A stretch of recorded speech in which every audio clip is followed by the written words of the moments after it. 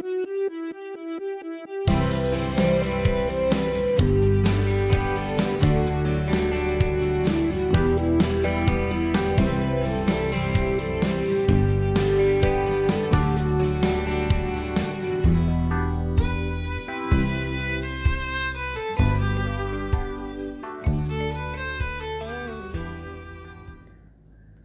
guys, welcome to my channel. I'm Anupama from Mumbai.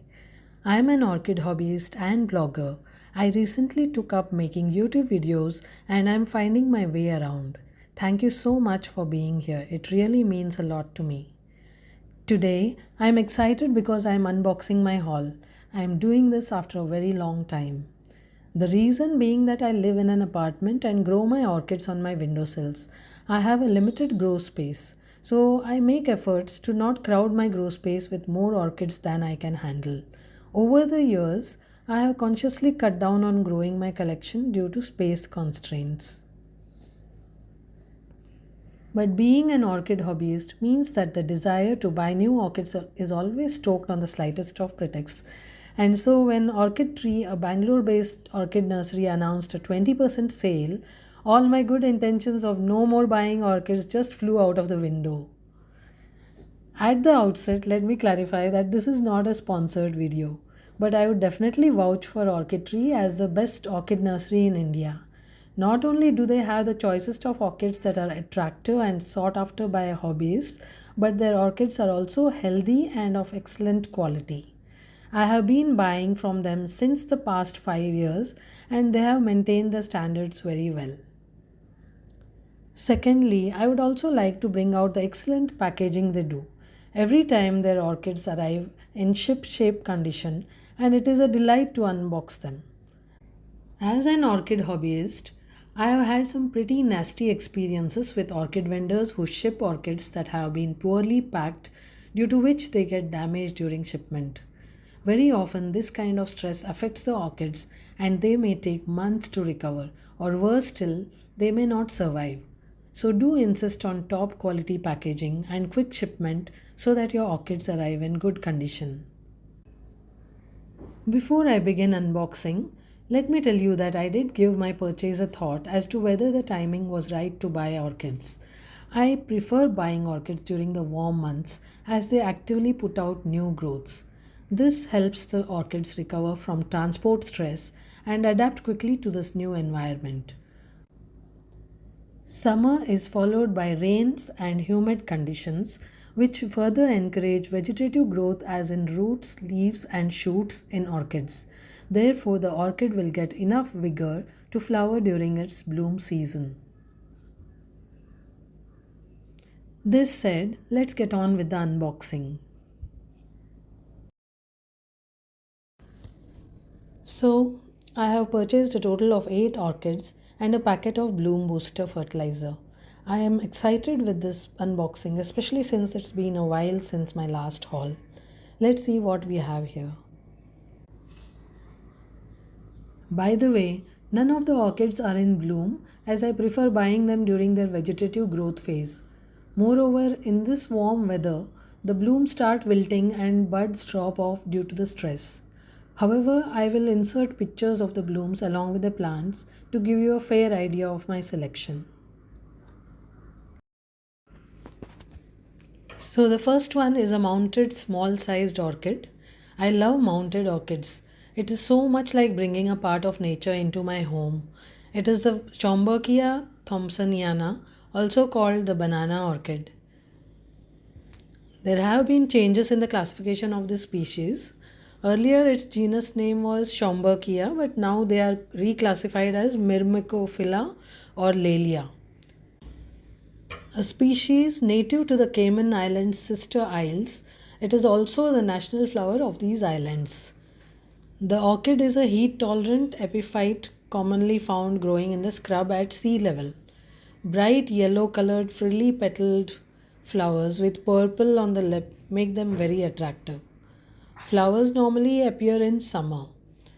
The shape of the mount is good, but looks like it absorbs too much water, which is not ideal for Shambukia. I'll mount it on cork bark, which is my preferred choice of medium for mounting.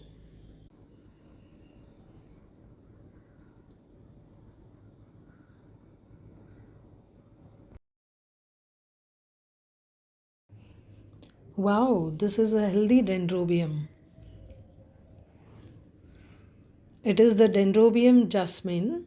The canes look plump and healthy, and the plant seems compact. Dendrobium Jasmine is a hybrid which bears beautiful, twisted, and fragrant flowers.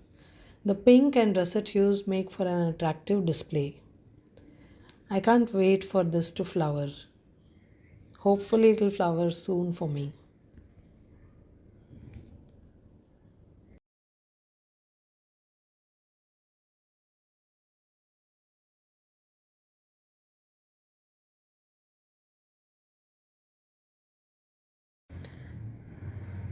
And look what we have here. This is the Doritis pulcherrima dwarf. It is a miniature phalaenopsis having thick, small leaves that are mottled. It looks so very attractive. The orchid is sought after for producing compact, multiple basal growths that make for an attractive display even when the plant is not in bloom. The flowers are pink, small in size, and last up to 8 weeks. These orchids also grow very well when mounted. And it also comes with a spike, so I'm just waiting for it to bloom.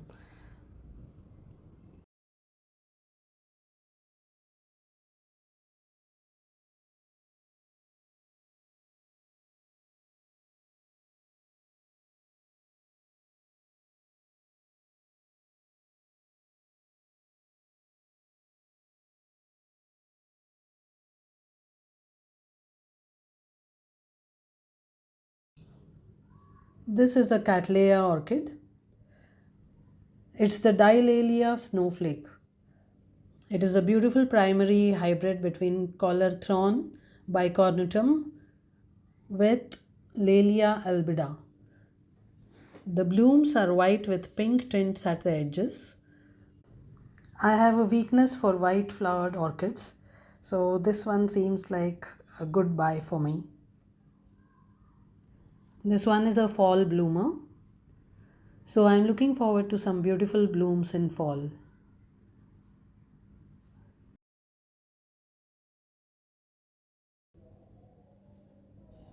This is a pretty big one, guys. I'm wondering whether I was impulsive in buying a large size orchid, but the blooms seemed irresistible. This is the Dendrobium violetyamaji nalo. It is a hybrid of Dendrobium spectabile. The flowers are a rich crimson color and very large in growth habit due to the spectabile species. It flowers from both old and new growths, making it an amazing specimen plant over the years. This already seems like one of the biggest ones in my collection. I usually don't go in for big orchids, but this one I was ready to make an exception. The color of the blooms is so irresistible. I'll see how I can fit it into my grow space.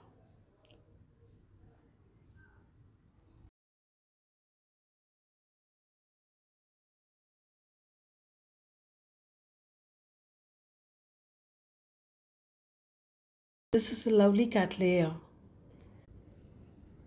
It looks healthy and has a new growth as well. The site said that it is a matured plant, so I'm hoping to see some blooms in the near future. So this one is the Cattleya India Rose Sherwood, a hybrid Cattleyanth registered in 1994. It is a cross between Cattleya Naomi Kearns and Cattleyanth chocolate drops. I love Cattleyas with red flowers, and this one has red waxy flowers which bloom in two or more in number. I'm sure it'll make a great display. Yeah, looking forward to that.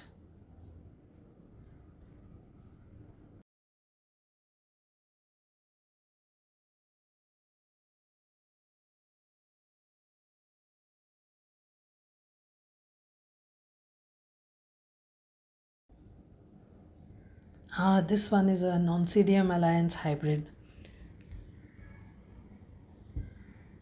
It's the Catant Pacific Sunburst. So it's an easy to grow oncidium with the lovely long inflorescence of golden and rust colored flowers. Wow. It's a heavy bloomer. Looking forward to that.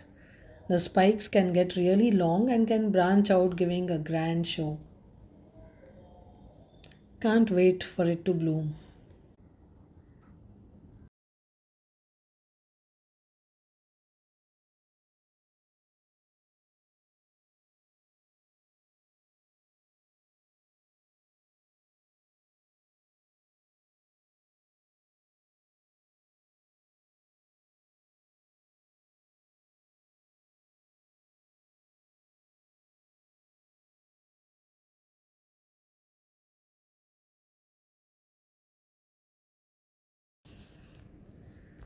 This one is an epidendrum. I don't have any epidendrums, so I'm looking forward to having this in bloom. The tag says it is Epithecia orange blaze.